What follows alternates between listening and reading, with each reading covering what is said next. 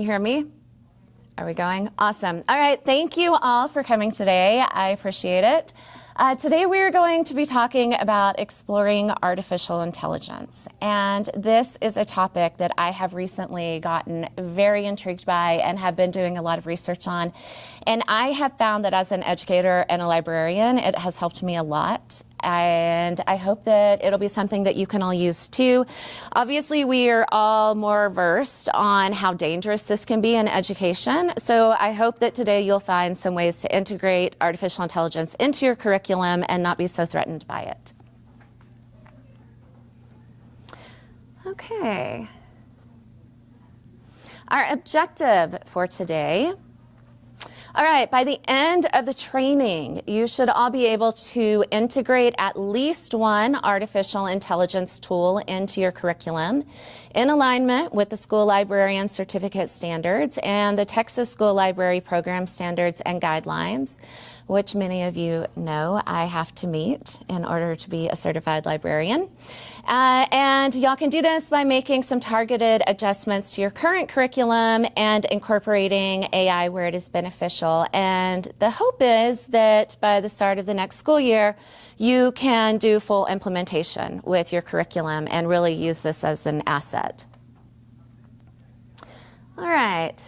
Our lesson content. So we're going to start by looking at how AI is already a part of our everyday lives. And we're going to look at some real world examples, highlighting how AI is impacting various fields. Then we're going to move on and watch a short video that explores the role of AI in the classroom as a tool to support teachers and enhance teaching and learning. Then we will work in groups at your two tables and research a specific topic relevant to education and then create a short presentation to share. And I promise no one is going to have to come up here and speak. You can stay in your seats and do it from there. Finally, we will do a brief reflection and assessment where you can work with your group to write a brief paragraph on how you plan to incorporate AI into your own teaching, and this will also help assess whether you have met the learning objectives and also give you a jumping off point for integrating this into your curriculum. Okay, and these are the library standards that we're meeting. School Library Certificate, Standard 1, Learner-Centered Teaching and Learning. As the school librarian, I am an educational leader and I promote the integration of curriculum, resources, and strategies to ensure the success of all of our students. I am here to work collaboratively with you to provide students with opportunities to assume responsibility for planning and engaging in independent learning. Also, the Texas School Library Program Standards and Guidelines Instructional Leadership Dimension 6.1, which states that this lesson will promote my role as a collaborator and instructional leader by emphasizing guided inquiry in learning. Also, Information and Digital Literacy Dimension 6.2. This lesson plan focuses on helping you as educators guide students in developing information literacy, especially in evaluating the credibility of digital sources and understanding ethical considerations in artificial intelligence. What this all means is that I am here to help you create your curriculum and to take some burdens off of you. I'm here to help work with the students so that we can teach them about technology and so you and I can collaborate on lessons. All right, so now it's time for our game. This is called AI or Not, and it is using Kahoot. So we've got our Kahoot game. And I'm just gonna, let's see here. All right, so I don't know how many of you use this in your classrooms, but I absolutely love it. So what you're gonna do is scan our QR code, and then you are going to use the little PIN number that it gives you. So if you need any help getting into this, just let me know.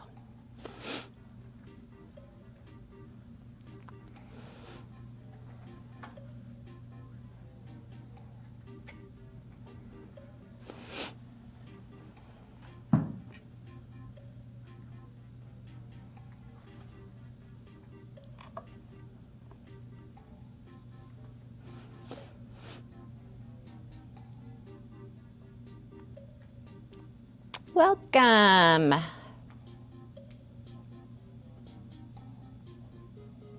right.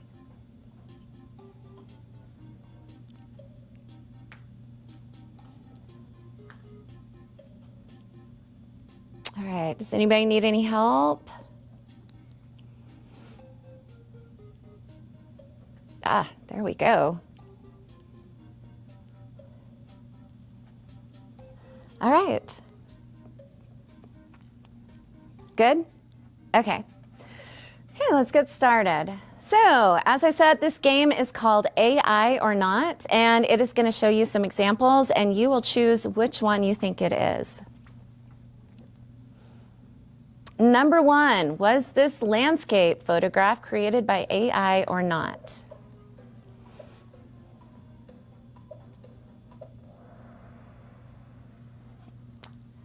All right, y'all did good. Okay, Mrs. Schmucker. Okay, what about this story introduction? AI or not? Once upon a time in a small village, there was a mysterious forest. Ooh, okay. There we go, Mr. Hale taking the lead. All right, what about this photograph?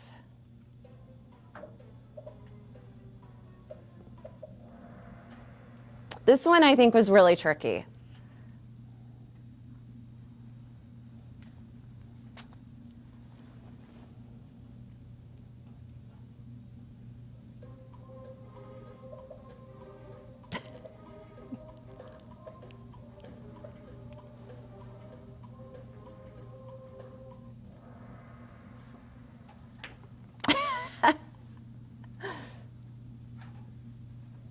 All right, Mrs. Quinn up here now.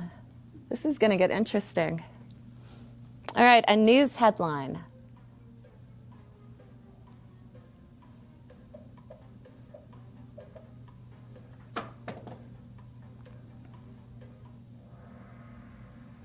All right, good job.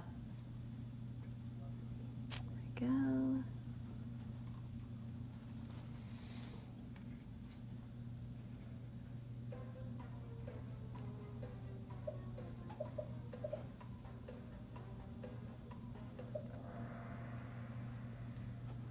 That one's hard, isn't it? That's actually a famous artwork by Cy Twombly. All right, let's keep going.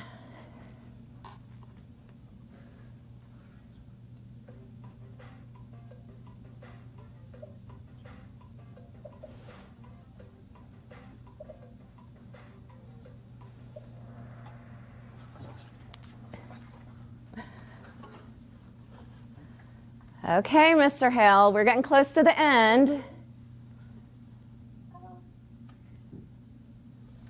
Did I mention that there's a prize for the winner? Oh.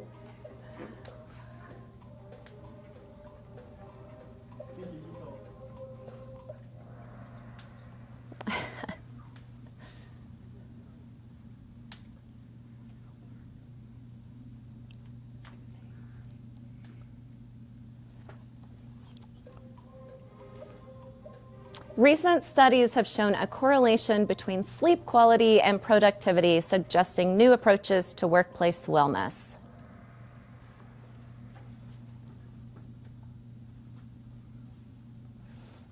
Okay, is anybody going to take Mr. Hale out? Or is he getting the Sonic gift card?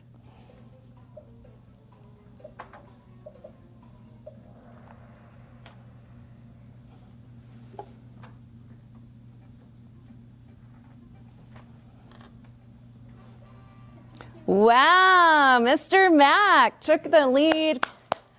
Oh, wait, no. It's still Mr. Hale. All right, gift card for you. Come see me after this. All right, perfect. So now y'all can see just kind of how confusing this can be with AI. Not that we didn't already know that, but it can be a lot of fun and used in a lot of different ways. Okay, so the AI revolution. We're going to watch this video. It's actually about 10 minutes long, and then we're going to discuss some AI. The artificial intelligence revolution is here. That might sound like hyperbole. After all, the world looks the same. The revolution didn't arrive with Skynet and robots or with blade-running cyborgs. It's been subtle. Autocorrect here, Grammarly suggestions there, an autofill option in Gmail and Google searches, a small chat at the bottom right-hand corner of a website. And most recently with ChatGPT, an artificial intelligence chatbot that answers questions. If you're imagining Siri or Alexa or even Clippy, rest in peace Clippy, it's so much more than that. ChatGPT can write original essays, compose song lyrics, create stories, and generate original lines of code. AI can make up a recipe for an apple cobbler and then a workout plan to help you burn off those calories from that apple cobbler. Last week I tested it out. I wanted to see if it could answer one of the writing prompts I used to give my middle schoolers, asking whether or not we'll have flying cars. And this was the answer. Pretty good. Definitely original, but not in the voice of a middle schooler. So I asked ChatGPT to write it in the style that a 12-year-old could understand. And here's the result. Simpler in vocabulary, syntax, even style. But what about making a claim and backing it up with a fact? I tried it a third time, and here was the result. Not perfect, but decent. And here's the thing. This is just the beginning. I asked ChatGPT to create code that would allow a Raspberry Pi to make my Christmas lights blink. It not only created the code, but also the instructions and a disclaimer. But it's not just a single chatbot. This AI revolution is happening all around us, but it often feels invisible. Artificial intelligence fuels our vehicles' navigation systems and the smart devices in our homes. It's personalizing how we experience social media and the music apps on our smartphones, how we interact with online stores, and how we play video games. But it's also quietly shaping our financial institutions and our supply chains and restaurants, our city planning, and the way we make products. Some educators are excited about the possibilities. Others are skeptical. Still others are worried, and many of us are a mixture of all of the above. But collectively, we are all wrestling with big questions. What is the difference between cheating and using AI? What happens to student voice? What does this mean for information literacy? And what does the future of education look like in a world of AI? It's easy to fall into two different traps, and I'm going to share both of them right now. The first trap is techno-futurism. It's an uncritical embrace of AI to transform education forever. We've already seen bold predictions about how AI is going to destroy the essay or even replace teachers. Techno-futurism asks, what learning task can artificial intelligence replace? And then it replaces those tasks. But I think this misses the point. Simply because technology can replace something doesn't mean it should or even will replace a task. At least, not every time. When the pandemic hit a couple years ago, I asked my students to do a show and tell activity about a healthy way that they were handling social isolation. They talked about gardening and cooking and painting pictures and journaling and sewing clothes and playing music and computer coding and doing crossword puzzles. Every one of these things could have been automated by machines. And yet, these activities were lifelines during a global pandemic. On a more academic level, certain low-tech strategies are still valuable for deeper learning. AI can produce an original essay that will score really well on a single rubric. But writing is still necessary as a tool for making meaning. We learn through writing. A hand-drawn sketch note helps create the synaptic connections needed to move information from short-term to long-term memory. In other words, we need lo-fi tools in hands-on learning in a high-tech world with smart machines. The second trap is the lock it and block it approach. This approach is dominated by fear. It happens every time a school says, we'll just block that site from our local network. We've already seen people say, let's just make students handwrite all their essays in class from now on. However, AI has the power to help students synthesize information and to clarify misconceptions, and it provides tutorials for skill practice. It's a great way to find new ideas when you're stuck. In other words, AI is a powerful learning tool. The lock it and block it approach relies on constant surveillance to keep the tools outside of schools. Meanwhile, students fail to learn how to use AI wisely. But there is a third way. It's what I call the vintage innovation approach. Vintage innovation is a shift away from the flashy and new and over to the different and better. It's the counterintuitive idea that the best way to prepare students for the future is by empowering them in the present. Our students need to develop the soft skills that machines lack, like collaboration and empathy. In a world of constant change, our students need to be divergent thinkers. In an era of automation, our students might just need lo-fi tools. In a world of artificial intelligence, our students need to think philosophically. In a sea of instant information, our students need to slow down to be critical thinkers and curators. Vintage innovation is not a nostalgic call for the good old days. It's not a reactionary rejection of all things tech-related. Instead, it's a both-and mindset. It's the overlap of the tried and true and the never tried.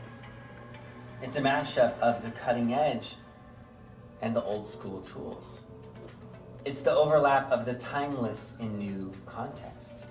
Vintage innovation is what happens when engineers use origami to design new spacecraft and robotics.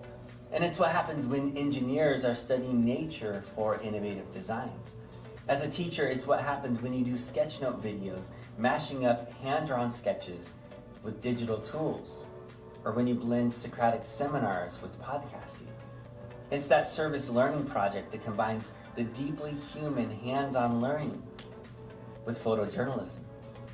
It's the old idea of commonplace books to explore new relevant research. It's a design project that includes duct tape and cardboard and sticky notes and markers, but also digital modeling. With vintage innovation, we can avoid both the techno-futurism trap and the lock it and block it trap by asking, what does it mean for us to use AI wisely? How do we think critically about artificial intelligence as a tool? If you are a teacher, then you're an innovator. You're an experimenter trying new things. You're the architect designing new learning opportunities. In the end, apps change, gadgets break, technology will grow obsolete. But one thing remains: teachers always change the world. And artificial intelligence isn't going to change that. If you liked this video, would you consider clicking the like button and maybe subscribing to this channel? Also, I would love for you to share your thought. All right, so I just love this video. Speaking of vintage, though, I am like the sticky note queen here. So talking about AI and still using my sticky notes. Okay, so let's talk about how can AI be used wisely? Any ideas? To do repetitive tasks? Yes, absolutely. Why should we have to do them? We could make it easier on ourselves. Anything else? To reduce time spent on tedious tasks? Yes, definitely. All right, what about, how do y'all think about AI as a learning tool for students?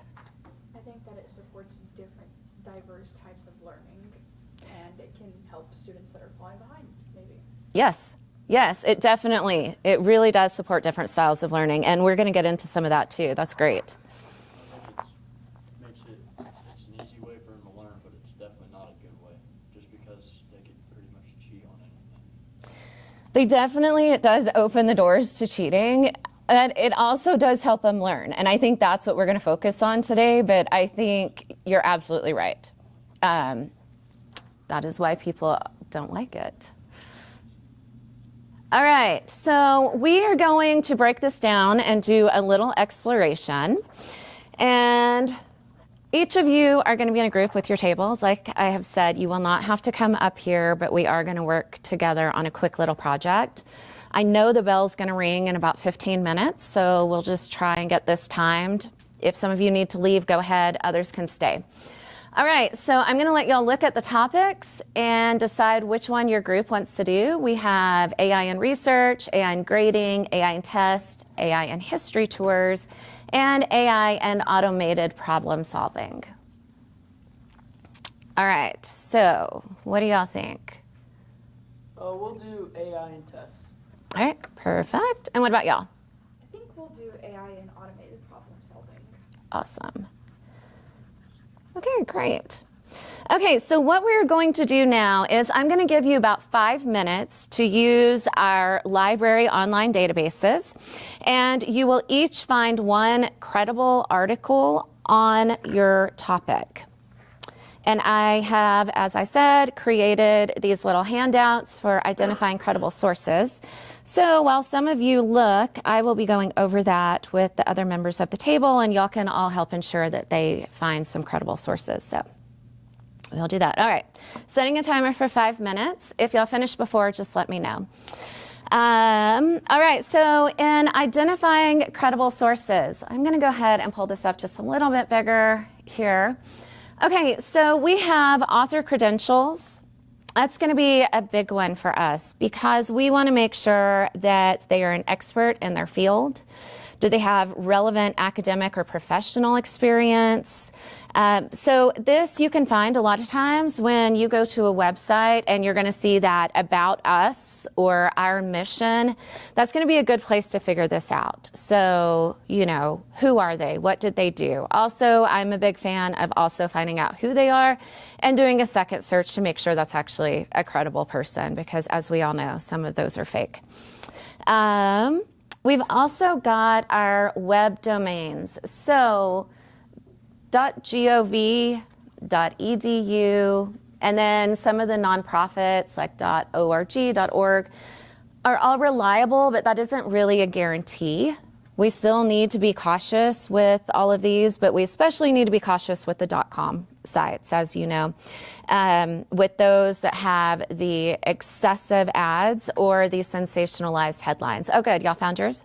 Okay, perfect. All right, then we've got peer-reviewed sources. So a peer-reviewed source is going to be like a scholarly journal. The biggest way you can tell if it's peer-reviewed is going to be where you see all of the different citations at the end, because they're going to have cited something and show that they are trustworthy and that they have used other databases to do their article. Publication dates is a big one. I don't even really take into account things that aren't semi-recent. If it's possible to find something in the last 5 years, I do. As you know, with the library, we are constantly weeding books, which means getting rid of books. So, you know, books about science become obsolete quickly. I mean, planets change, Pluto disappears, or, you know, sorry, science teachers. Okay, purpose and bias. Obviously, you also know that opinion pieces can sound informative, but actually be biased. And so we want to make sure it's for educational purposes or if it has an agenda behind it. And having just had an election, we are all very familiar with agendas. So I hope y'all can identify agendas. Also, citations and references. So credible resources are going to usually have their citations and references, as we talked about with the peer-reviewed sources. And this transparency indicates that they're reliable and allows you to verify their information. So hopefully this will help all of you. This is also something that I go over with our students in the library to help them learn about this. So All right, I know one of the groups is finished. You got yours too? Perfect. All right, we'll just keep moving along. All right, so now if y'all will take about 2 minutes, it's not going to take long. I'll come around and look at your stuff with you. If you will just get your article that y'all found and discuss it amongst yourselves and come up with one specific question from that article that you want to explore further. That's it. So just something you're interested in learning more about.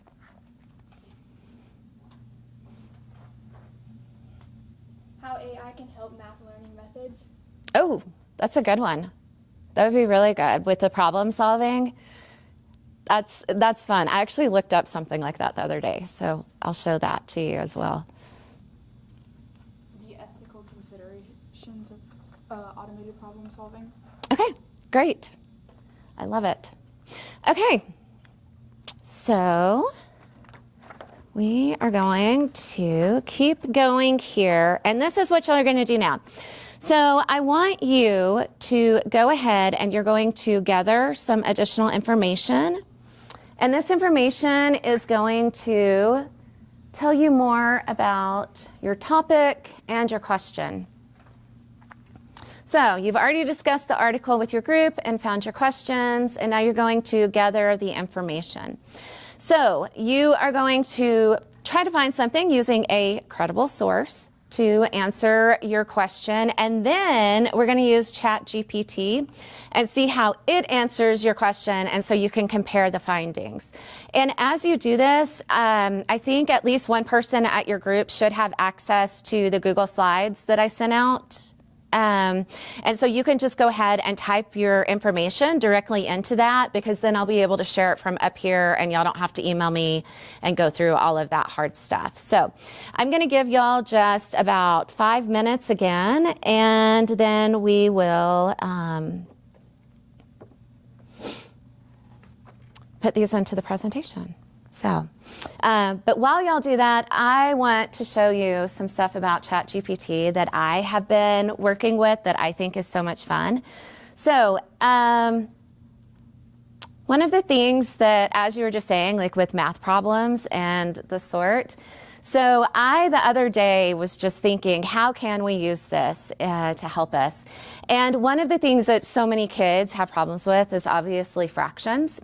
And so I put in here I'm not used to typing on this, but how do I solve a fraction?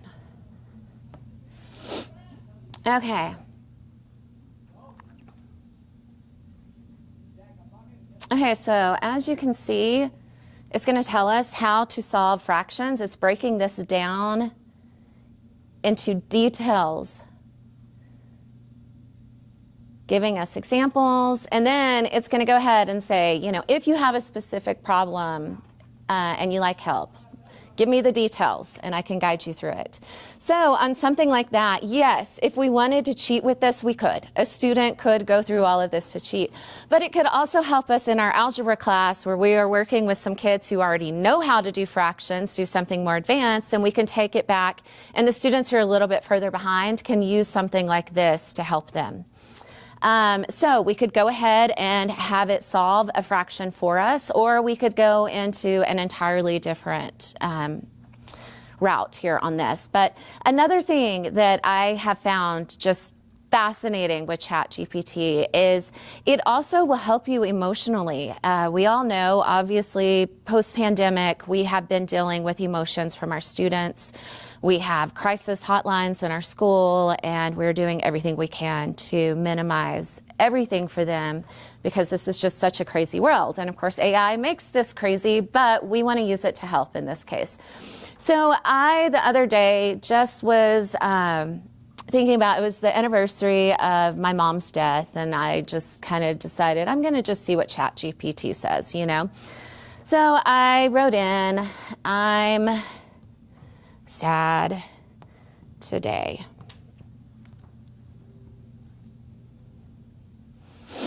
I'm sorry you're feeling that way. Want to talk about what's going on? Sometimes just sharing what's on your mind can help lighten things a bit. Okay, my mom passed away 1 year ago.